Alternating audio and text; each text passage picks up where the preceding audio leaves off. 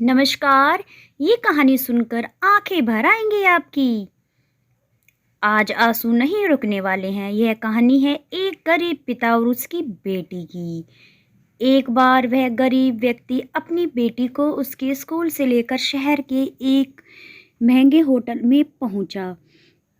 उस व्यक्ति ने फटे पुराने कपड़े पहने हुए थे और उसकी बेटी स्कूल की ड्रेस पहनी हुई थी। जब दोनों होटल के अंदर पहुंचे तो वेटर ने पूछा, सर आप क्या खाना पसंद करेंगे? आप अपना ऑर्डर बता दीजिए। तब उस व्यक्ति ने कहा, आप मेरे बेटी के लिए एक प्लेट और पाव भाजी लेकर आ जाइएगा बस। वेटर ने कहा, सर आप कुछ नहीं लेंगे? आपके लिए भी कुछ लेकर आऊं?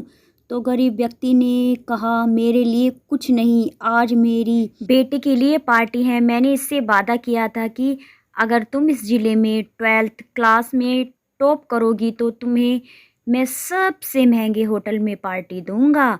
तो आप सिर्फ बच्चे के लिए पाव भाजी ले आइए। वेटर ये बात सुनते ही दौड़कर अपने मालिक के पास गया और बोला कि सर आपसे एक छोटी सी रिक्वेस्ट है कि आप मेरी सैलरी से पैसे काट लेना, लेकिन आज मैं चाहता हूँ कि उस बच्ची के साथ उसके पिता को भी एक प्लेट पाव भाजी खिलाया जाए, क्योंकि उस बच्ची ने पूरे ज़िले में 12th क्लास में टॉप किया है। मंगाई थी, मेरे पास पैसे नहीं हैं। वेटर बोला, अरे सर शर्मिंदा मत कीजिए, ये पार्टी होटल की तरफ से है। आपकी बेटी, हमारी बेटी ने टॉप किया है। ये मिठाइयाँ लेकर जाइए, जश्न मनाइए।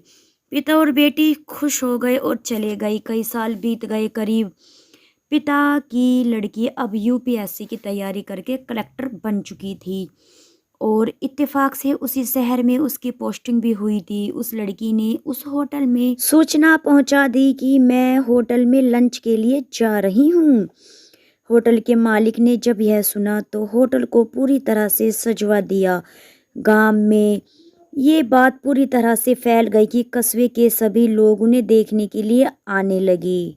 कलेक्टर अपने पिता के साथ उस होटल में पहुंची। कलेक्टर ने होटल के मालिक से कहा कि शायद आप मुझे पहचाने नहीं, हम वही पिता और पुत्री जो कि हमारे 12th क्लास टॉप करने पर आपने मुझे पार्टी दी थी। हम वही पिता पुत्री हैं, आज फिर से आए हैं और आज पार्टी हम देंगे आपको, आपके पूरे स्टाफ को और पूरे गांव को, क्योंकि आपने गरीबी का सम्मान किया है। आपने उस दिन जो पार्टी दी थी मुझे बताया था कि मुझे कितनी और ऊंचाई तक पहुंचना है, कितनी और बड़ी मंजिल को छूना है।